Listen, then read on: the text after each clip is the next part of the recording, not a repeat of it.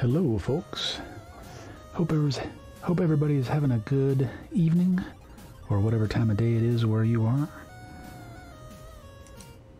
Let's cut that music. Let's put on this music.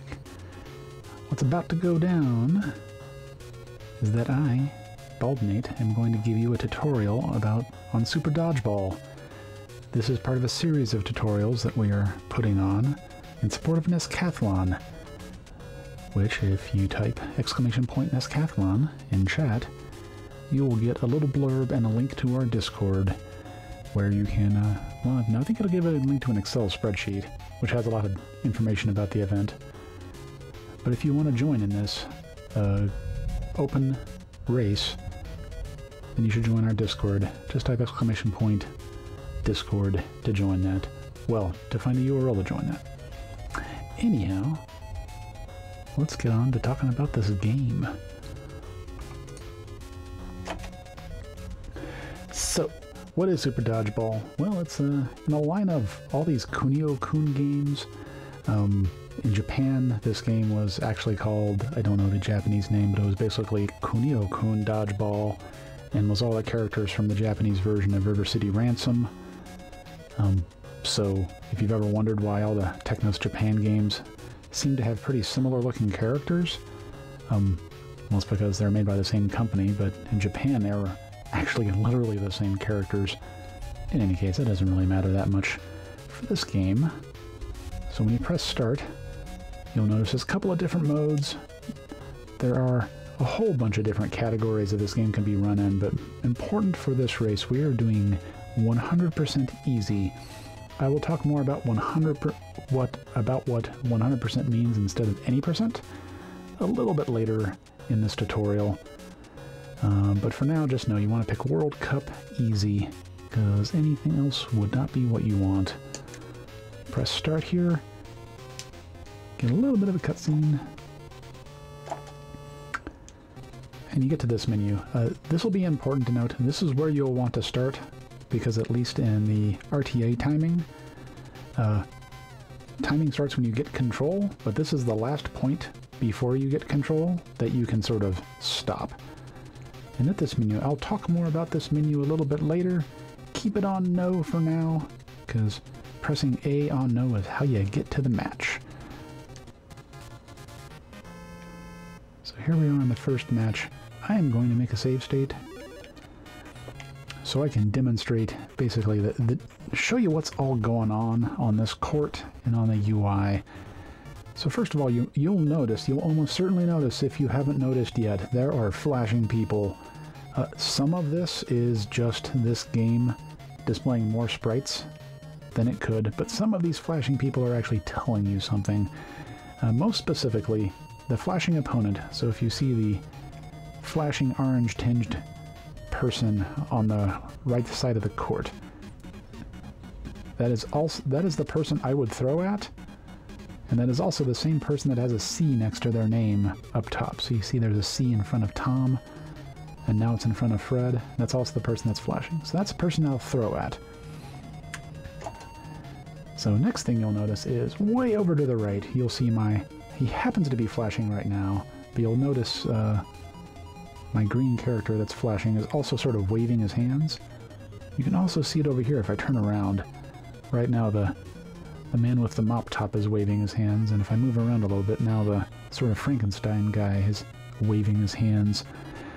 That is indicating who will receive your pass if you pass. So we'll talk more about passing later, but that's another thing that you notice. And then finally, I already mentioned what C meant up on top, but the flashing one and then the one up top, that's the person you are controlling right now.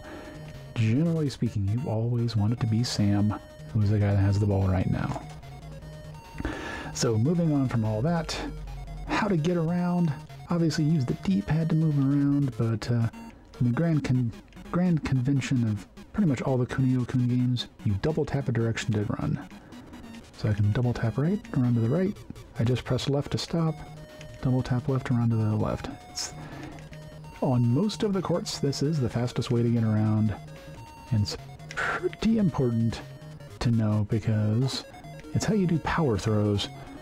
And I'll show you the first power throw now with Sam. And just for reference, for this run, we are only going to be throwing with Sam because he has the best power throws for the run.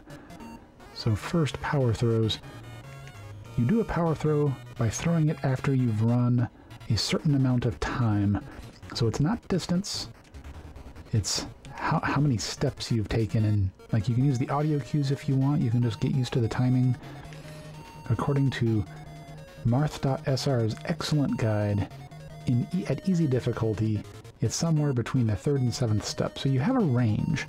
You can throw too soon, so I'll do that. If I start running and immediately throw, it's just a normal throw.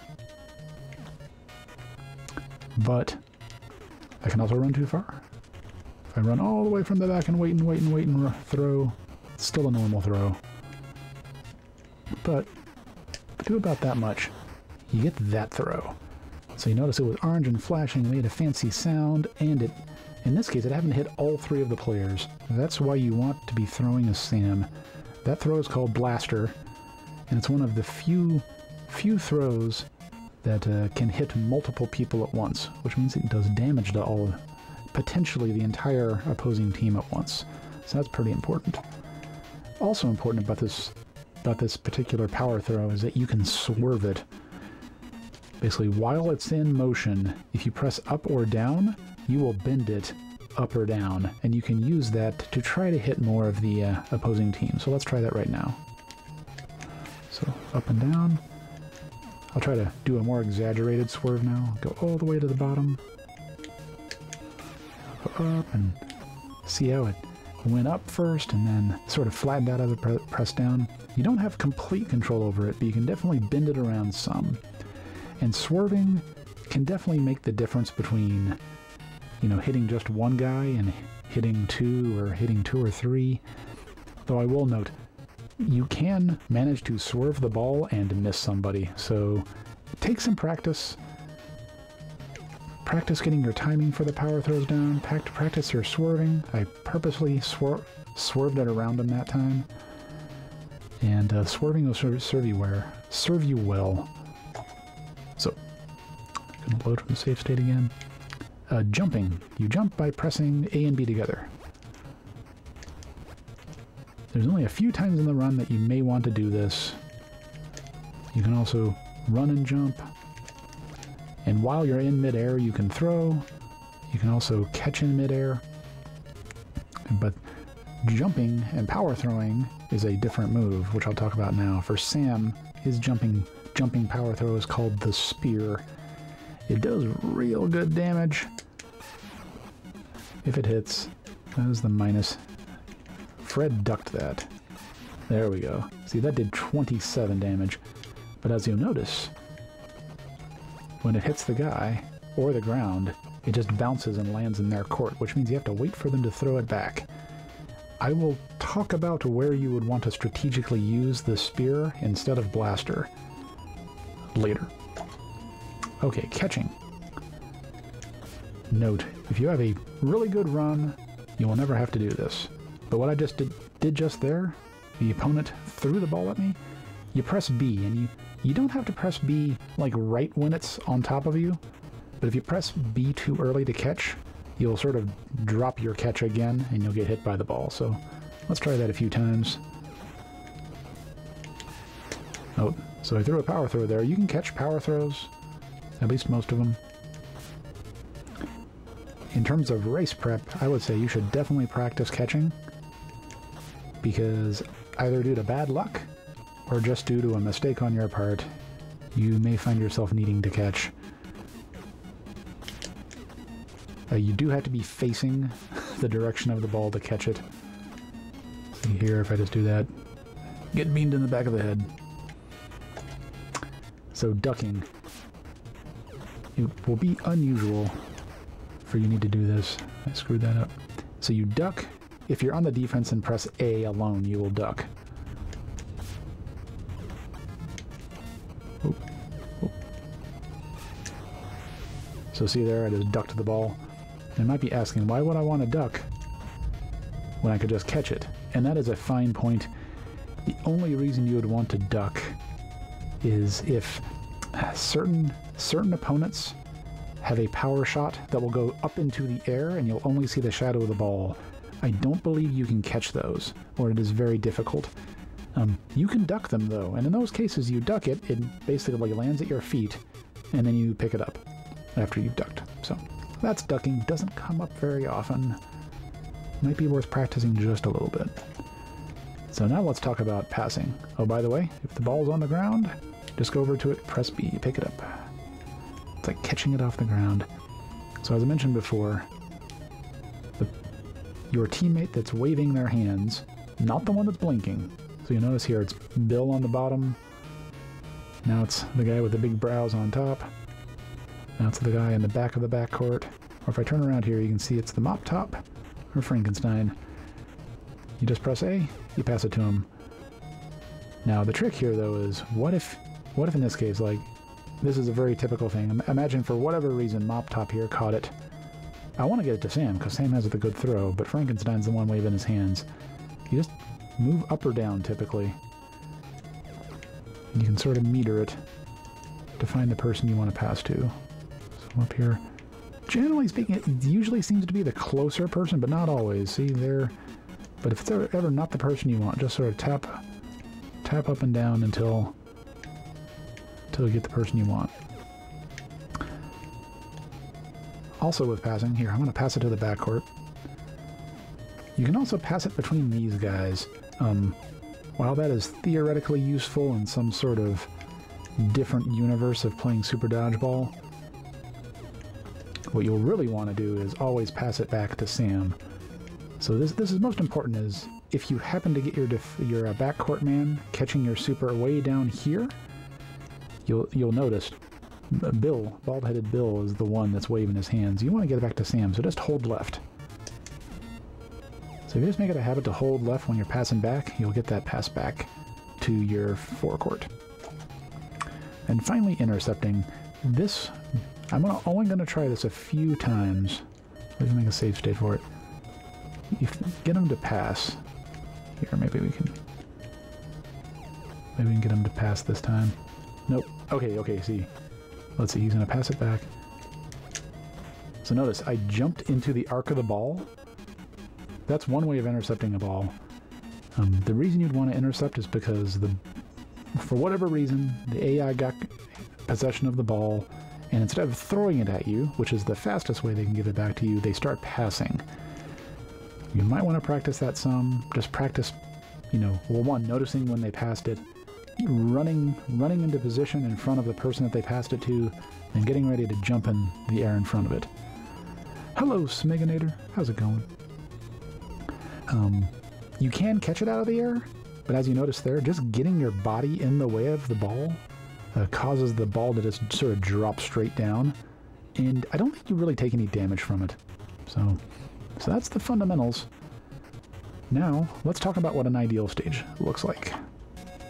Or at least I'll try to.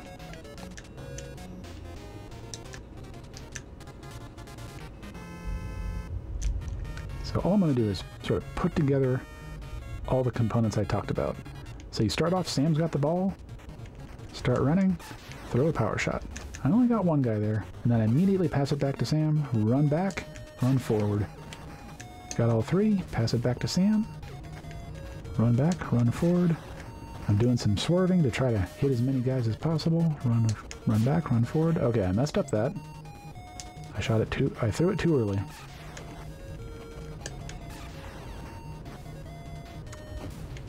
So I'll do that again. Here, I'll make it even more clear. When you start, you're sort of like this. You only need to walk back a little. Once you get the timing really down, you just have to walk back a little bit to have enough space to take the number of steps to do the super. Pass it back, run forward. You can walk back if you want to. It's a little bit slower, but when you're getting used to it, might be what you need. Super. Okay, and here, now I'm going to do a different finish. Run backwards, jump, and throw the spear. And that is... See, in that case, it was because Jack just had a couple of bars of health. That takes a little bit more practice to know across all the different teams how much health is low enough to be able to finish them off with a spear. Howdy, Daikon. Nice to see you. So, I talked about quick blasters, swear for max hits, quick return passes, and quick finishes. There's one other kind of quick finish I personally think in a race setting I would not do it. Is, well, don't do that. Don't do normals.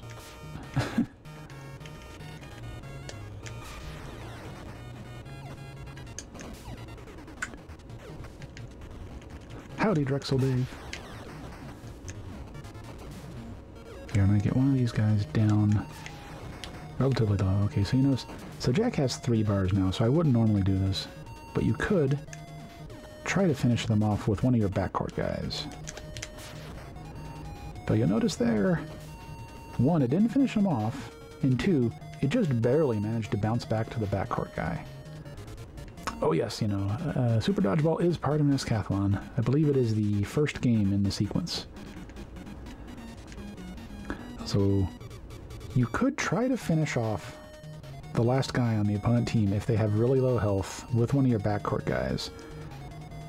In PB attempts, sure, that's definitely worth considering weaving in, because doing a quick backcourt throw is faster than passing it back to Sam, even if you pass it back to Sam for the quick spear.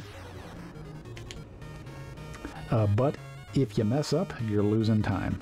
And it could be a lot of time, because especially when the, you may have noticed it, when the AI opponents lose a lot of health, they start to get stunned.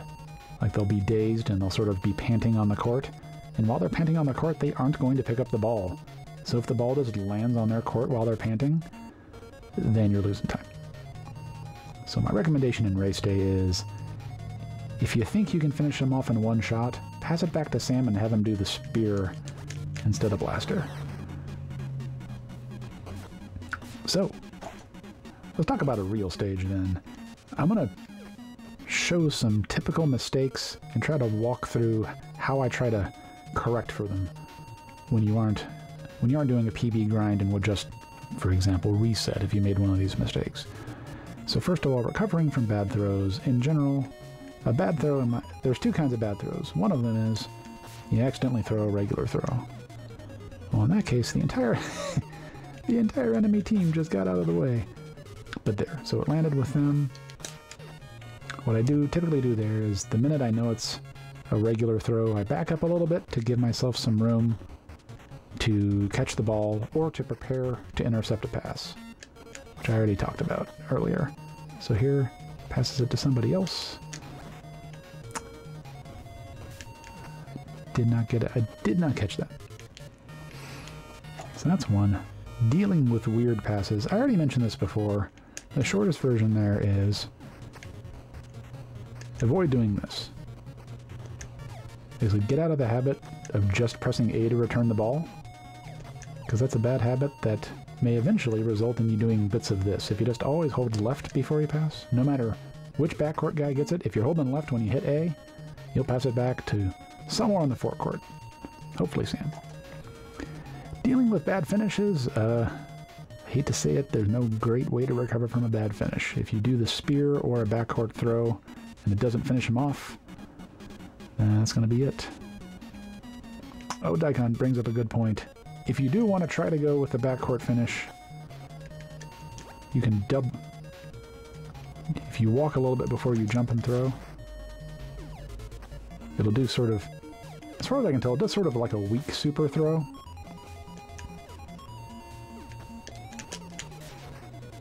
So you did 8 and 11. So if you're going to go for that, take a few steps. But again, for race strats, I would say just pass it back to Sam and either finish up with a regular blaster or finish up with a spear. Especially if you haven't gotten comfortable with what is within striking distance for all the different characters and all the different teams. Ooh, even for passing. Does that work for the backcourt guy?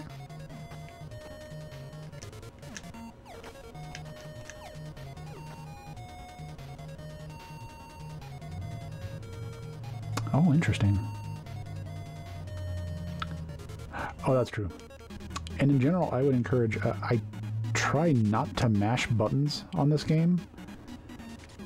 in part because sometimes I feel like it eats the input, versus if you just hold the button, like say I'm running to do a power throw, holding B works a lot better for me than mashing B. Same thing with passes. Sometimes it's eating my input on a pass, so... But everybody has their preference for that. Okay, well on that note, I'm going to reset. I'm not going to do an actual run, but I will play through the whole game to talk through some specific parts of the run that really aren't on the fundamentals. You just need to learn them as part of the run. So, easy, Team USA. Like I say, you start a change position no. If you want to set up your splits, it's 3 seconds from saying no at the change team screen to getting control. So, like I say, just do some quick blasters, swerve where you can.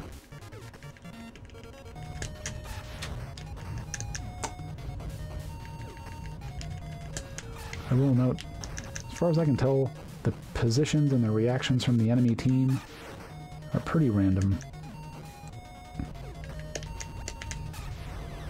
And then after this, start mashing A. Go through the fanfare, go through all the menus, and now you're at England. I'm not really saying much about these because these two fights are pretty noteworthy. Made sure to hold left there to get the pass instead of ending up with a pass to Bill.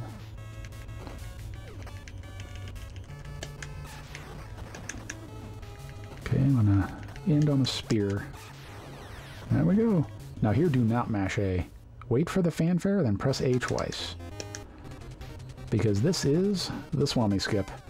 If you mash through that transition from England to India, you will be sad. Because on the Indian team, you'll notice their team members. The second team member, Swami, he's built like a brick. He has a lot of health and a lot of defense. Every shot you hit him with, whether it's blaster or anything else, does 1 damage, so it'll take a long time to actually defeat him. In fact, so much that it's worth playing roulette here. So this is called the Swami skip. Instead of saying no at change position, I'm going to say yes. So up A. And what you see here is every time you say change position, you get an opportunity to change your position over on the left. But the opposing team picks a random team. Now here I picked the exact same team. And this isn't what I want. What I want is, I want Swami to not have a 1 by his name. So I hit B to reject it, up A. That's not it either. B, up A. And you're going to get used to this over time.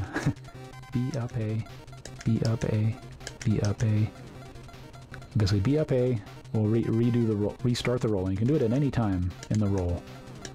What you're looking for is a very specific pattern. And it's not completely random, that's the thing. There's only a handful of different combinations, and you can tell 3 picks in whether Swami is going to be on the backcourt or not. And what I'm looking for is Rajiv to get 1, and then both Swami and Bata to get skipped over.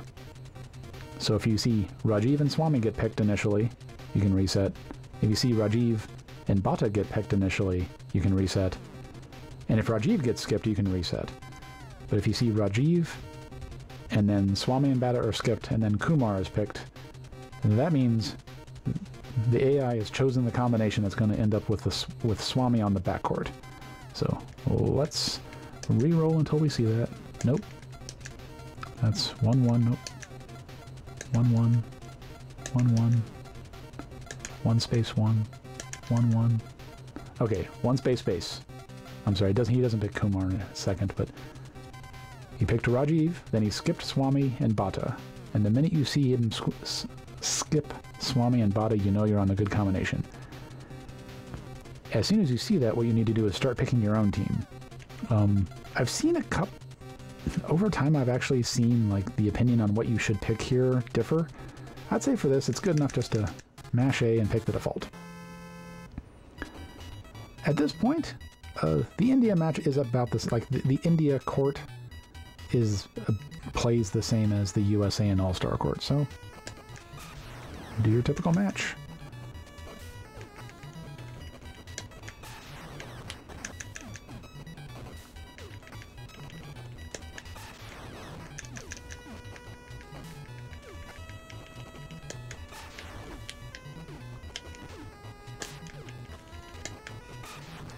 I will say the Indian AI does like to pass.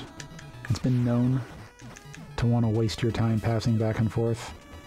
So if you're going to learn how to intercept, this will be the opposing team to practice on. And then you can mash A, and you can mash A on the transitions for every other match. It's just from England to India that you want to make sure not to mash A through the transition.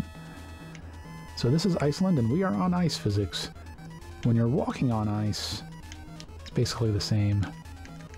When you're running on ice, it's almost the same, except when you stop from a run, you slide a little bit. And then finally, when you catch the ball, there's a little bit of recoil, pushes you back on the ice, which is much larger if you catch a super, or when the opponent catches a super. For the most part, it should play about the same. Just note that you'll end up with slightly different positioning. So, let's play it. Whoops, I messed up on my very first throw. Oh.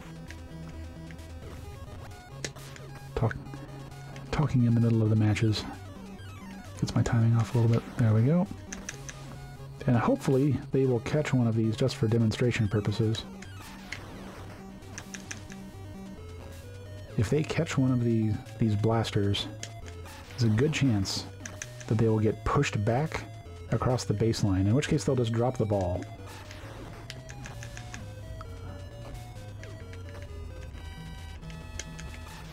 So they're sort of spread out across the field. Yogi the Monk! How's it going? Oh yeah. Can you believe, Yogi, that there was a time that you didn't know you could swerve the ball?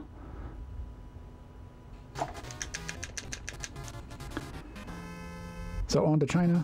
There's nothing noteworthy about this match. It's about the same. When I say nothing noteworthy, I just mean there's nothing noteworthy about the court. Every team is a little bit different. I'm not going to go into the differences, but go into the all the differences of all the teams, because honestly, at some point, you just need to fight against them. But yeah, Swami, definitely mention Swami because that is a standout. So now we move on to Kenya. Kenya has a dirt court, and the best way I can explain it is it's sort of like in the old Looney Tune cartoons. Somebody starts to run and they just run in place. So when you start to run on the dirt court, you don't start off at full speed like you do everywhere else. If you walk, though, you walk just fine. But running is different. The impact that means is, like I said before, your super throws are based off the time you've spent running, not the distance. And what that actually means is Kenya, ironically, for being a slow dirt court, has some of the fastest back and forths because you don't have to back up very far to get enough distance to do the super throw. Also, I don't run backwards on this court, because if you run backwards, it takes you more time to get back. So I just walk backward, then do my super throw. Pass it back, walk backward, do the super throw. So it's minor optimization, but this will be the court that tests how well you've internalized the super throw timing. Also, Taha. Taha's like Swami Jr.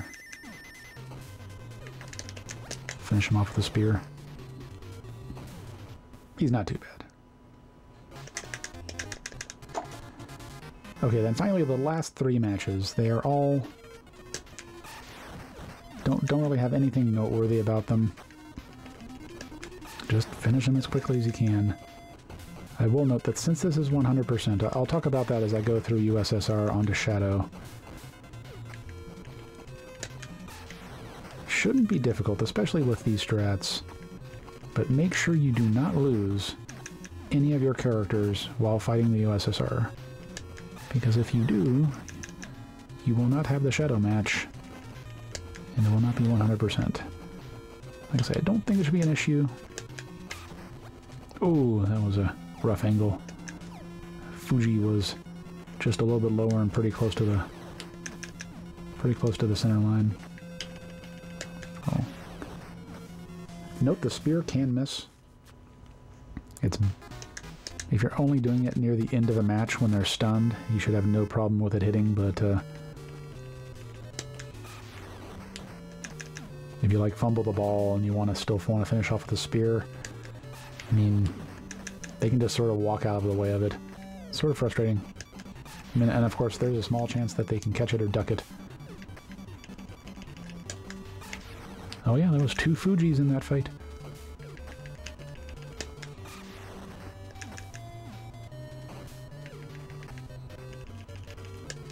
Just running back and forth, doing a little bit of swerving. Don't go ham on the swerving, because like I mentioned before, it's totally possible to swerve yourself out of hits. Okay, as is typical, Boris is last man standing. I think I can get him with a spear now. Okay, so since we didn't lose any of our teammates, we now go to the shadow match, and you fight against the same team composition you have.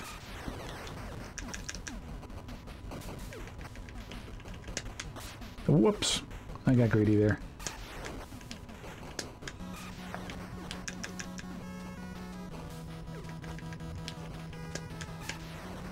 Oh wow, didn't think I was going to be able to swerve myself into a 3-fer there.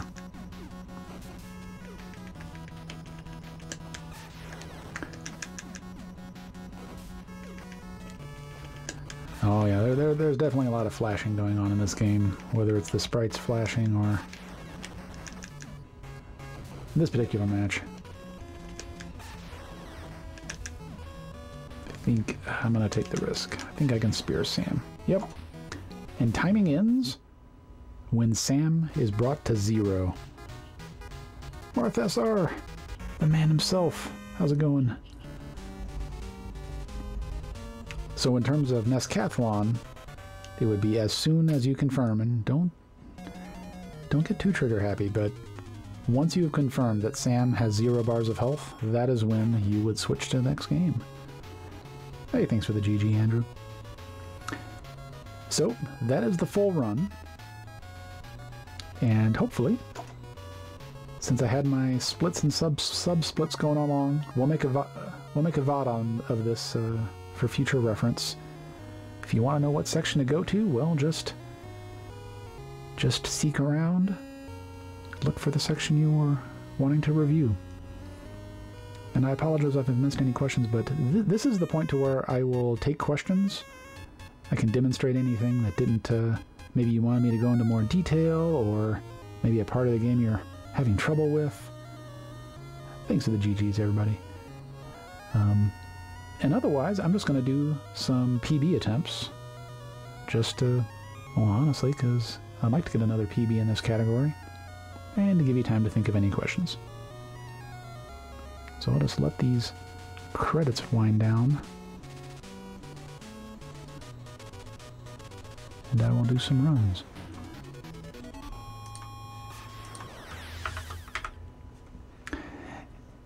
Easy mode, yep. Yep. The difference between the 3 difficulties is, for the most part, how well they catch, and also what the timing, how strict the timing is for your super throws. So basically, the super throws get a little bit different, maybe a little bit harder. It's not that much. It's not that hard to adapt to the new timing, but you're gonna have to deal with the opposing teams catching your throws. The secret prononips? I don't know. I don't have a sub 550, 530. It's a lot of grinding. So I will be right back for some PB attempts.